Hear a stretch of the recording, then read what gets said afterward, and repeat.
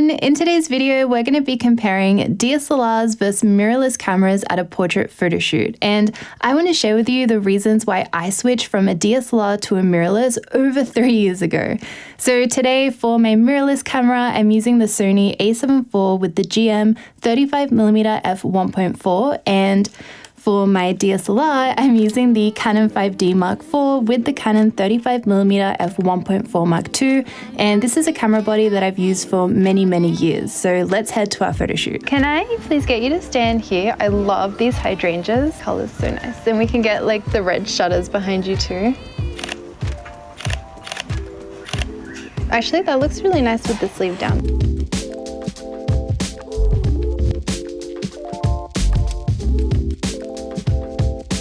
Before we get started, I want to mention that this is not specifically a Sony vs Canon video, even though we do have a lot of comparison images to look at. This is a DSLR vs mirrorless comparison, and the reason why I made the switch to mirrorless. Almost all my points when talking about the Sony A7IV that I'm using can be applied to Canon mirrorless cameras, Fujifilm, Nikon, and other Sony cameras as well.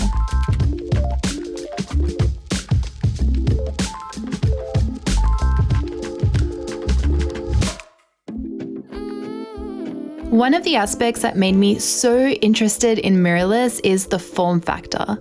As much as I loved using the 5D series from the 2, then 3, then the 5D4, I could really feel the size and weight of them when I was at the peak of shooting weddings. I was capturing 2-3 weddings a week for 8, 10, 12 hours sometimes each, and by Sunday, I could really feel my arms and shoulders burning. I know everyone is different and some photographers prefer using larger cameras, but for me personally, I'm happy to use a camera that is as small and light as it can get. Not only is the camera form factor smaller, but from my experience with Sony, there are a lot of lens options too. I can opt for using the heavier GM glass when I'm doing client work like fashion and weddings, but then I can also switch to smaller and lightweight lenses for when I'm traveling instead to really shave the weight from my kit on those days where I will be hiking and spending all day out with my camera for fun.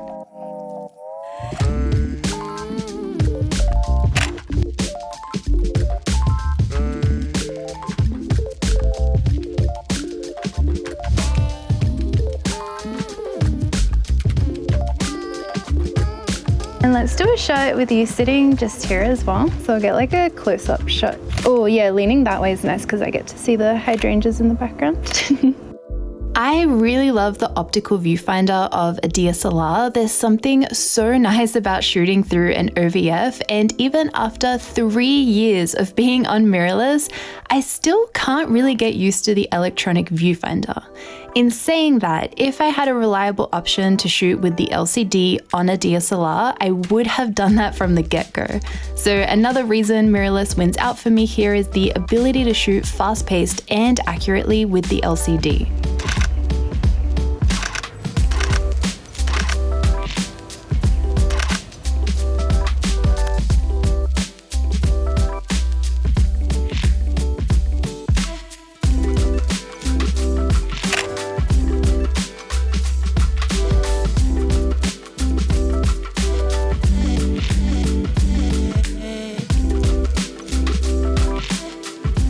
There are quite a few reasons I prefer shooting with the LCD rather than the viewfinder, which I was thinking of making a video about, so please let me know if you want to see that. But one of the main reasons is my posture. I personally find it so much more comfortable having space between myself and the camera when I'm taking photos, as it allows me to move around more freely. You can see my posture when shooting on DSLR here at this photo shoot is absolutely horrendous.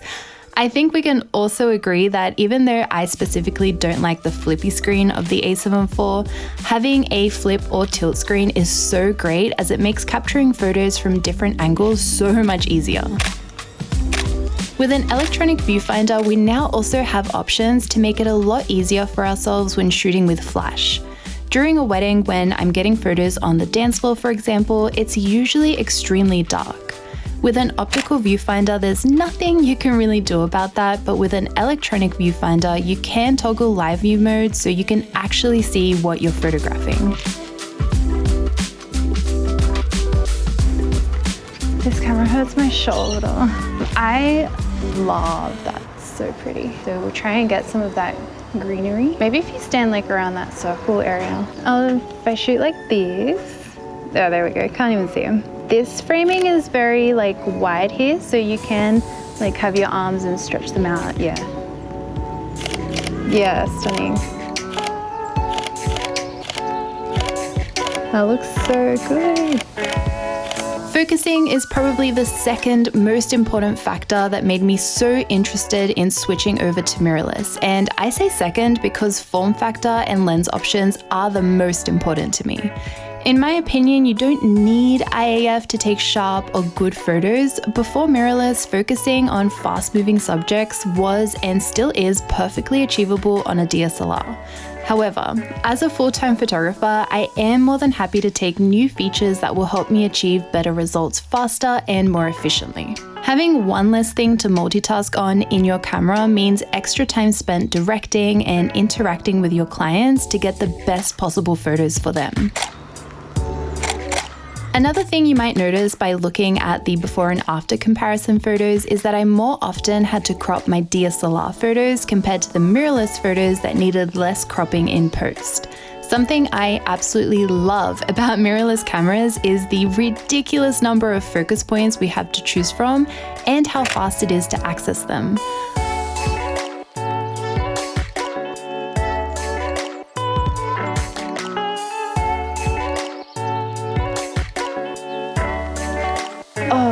That works really well. On a mirrorless camera, I can position my subject almost anywhere in the frame and be able to have a focus point right on their eye, which leads me to capture more consistent photos with the exact composition I want. I had a much higher ratio of in-focus photos on the mirrorless camera than I did on the DSLR, and this is one of the reasons why.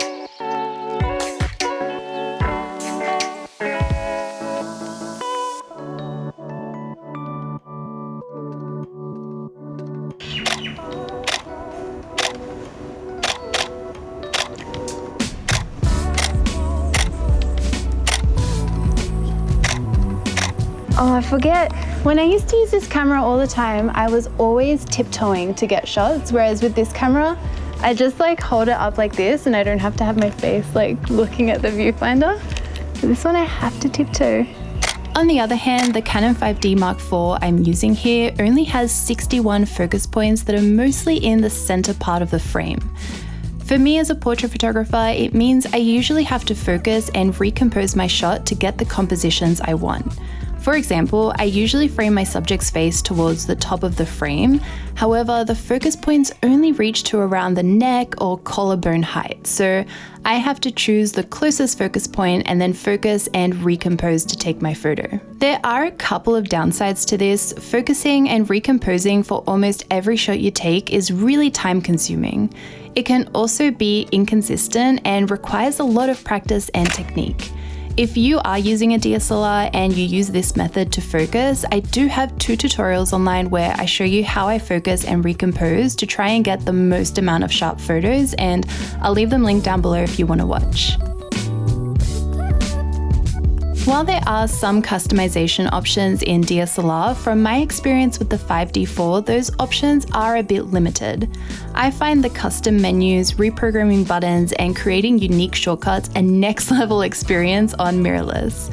One of the reasons I love this so much is because no one is really buying a camera for the same reason. With me, for example, I do portrait photography, weddings, and also some vlogging video work with my main photo cameras. For this reason, it's so handy to have some shortcuts set up to make it easier to capture particular subjects and scenarios.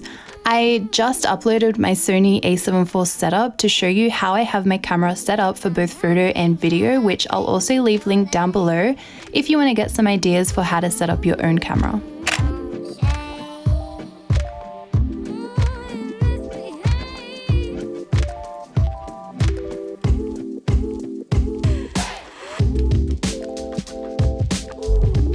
One I want to do is like a close-up shot. The light here is so pretty. I thought it would be interesting to talk about color science in this video as well, and this is the only point that is really comparing the Canon 5D4 versus the Sony A7IV specifically.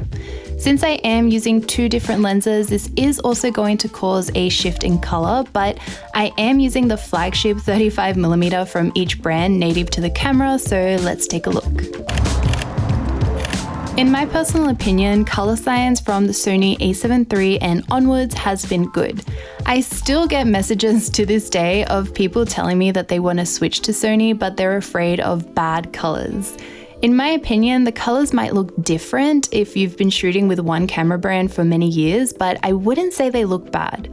My entire channel is filled with photo shoots from the A7 III and other Sony cameras where you can see so many unedited photos, and again, in my opinion, I think the colors look good.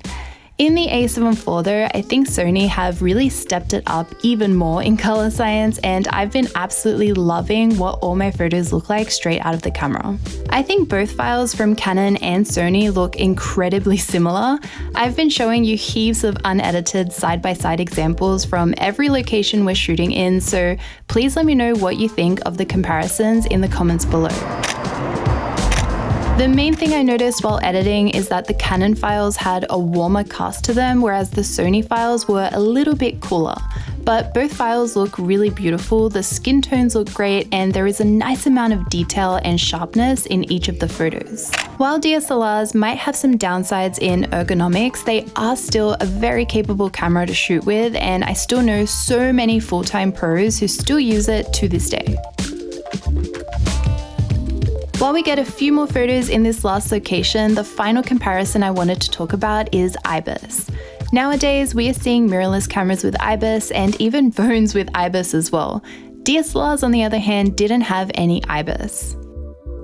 In photography, IBIS helps us achieve sharper images while moving and while working at slower shutter speeds. This is especially handy when shooting with telephoto lenses and in low light situations, but I found that it even made a difference during this photo shoot here with some standard portrait focal lengths and a relatively good amount of natural light. I found that I had some shots from the 5D4 that had motion blur even with a pretty fast shutter speed. Even though it doesn't look like the model and I are moving around a lot, like I know we're not running around anywhere, I am hand holding my camera and the subject is not a statue. So even smaller movements can come up as motion blur. IBIS really helps with this, and I didn't have any shots with motion blur on the Sony A7 IV. And IBIS, of course, also helps a lot with the video side of things too, to be able to provide stable and shake-free video footage, which is super important for me as well. So that is all I have for today's video. Thank you so much for watching. I make new videos every single week, so I will see you all next time. Bye!